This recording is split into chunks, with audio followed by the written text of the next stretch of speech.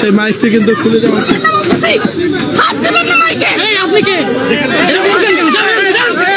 সন্ত্রাসী যে কিনা অলরেডি বিষয়টা ড্রপ আউট করা হয়েছে, তাকে আজকে মিডিয়া হাইলাইট করেছে, বলেছে দাবি শিক্ষার্থী গ্রেপ্তার করা হয়েছে। এখানে বিষয়টা মোটেও এরকম না। এবং যে কথাটা বলা হচ্ছে বারবার 7ই মার্চের ভাষণ, এখানে 7ই মার্চের ভাষণটা মূল বিষয় না, বিষয়টা হচ্ছে ছাত্রলীগ কর্মীছে। এখানে 7ই মার্চের ভাষণ মুক্তিযুদ্ধ এগুলোকে সামনে রেখে ঢাল হিসেবে ব্যবহার করে আওয়ামী লীগকে পুনর্বাসন করার চেষ্টা করা হচ্ছে। ছাত্রলীগের কুলাঙ্গারদেরকে আমরা বার্তা দিতে চাই, তোরা কান খুলে শুনে রাখ, রাতের অন্ধকারে চোরের মতো এসে ক্যাম্পাসে পোস্টার টানিয়ে নিয়ে চলে যাও, যদি ধরতে পারি কোনো সময় কুত্তার মতো পিটাবো।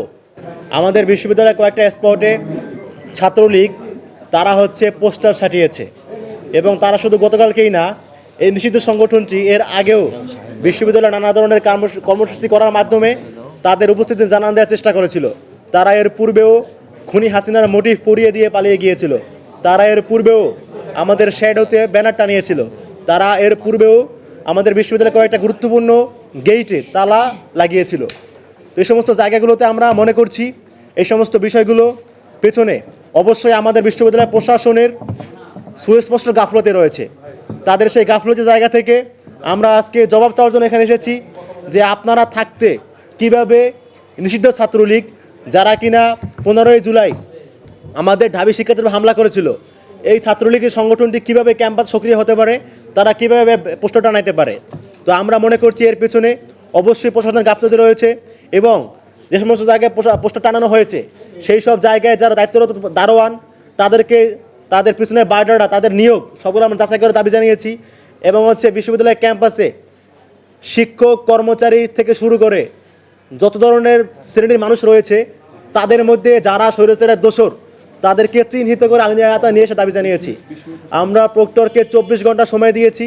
আমরা জানিয়েছি 24 ঘন্টার মধ্যে তাদেরকে অবশ্যই নির্ধারিত জায়গার সিসিটিভি ফুটেজ চেক করে যারা যারা এই পোস্টার সাটিয়েছে তাদেরকে চিহ্নিত করে অবশ্যই আইনের আওতায় নিয়ে আসতে হবে, এই দাবি আমরা জানিয়েছি।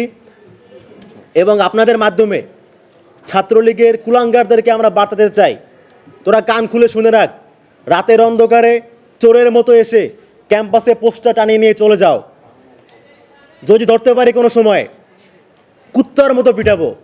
একদম পায়ের গোড়ালি থেকে শুরু করে মাথা তালু পর্যন্ত পিটাবো।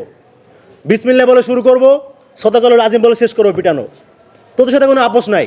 তোরা 15ই জুলাই আমার শিক্ষার্থীর রক্তে জড়াইছিস, তোরা 2000 মানুষকে খুন করছিস। যারা এত বড় একটা গণহত্যা সংগঠিত করার পরেও যাদের মধ্যে কোনো ধরনের অনুশোচনা নাই, তাদেরকে আমরা মানুষই মনে করি না। এরা পশুর চেয়েও নিকৃষ্ট।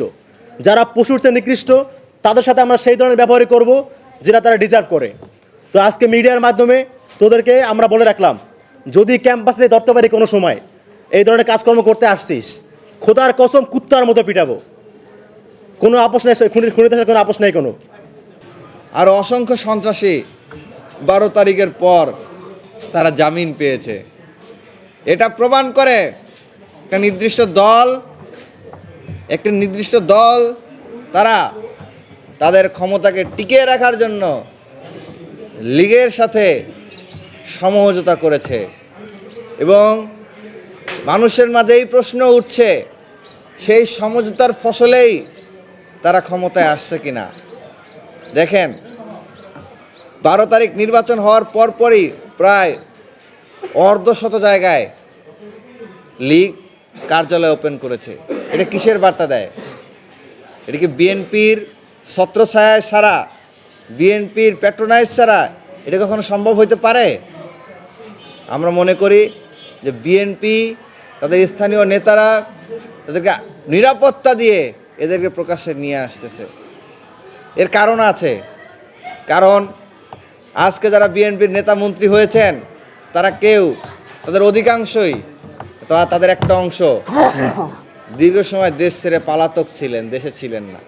তারা জানেন না দেশে কি হয়েছে।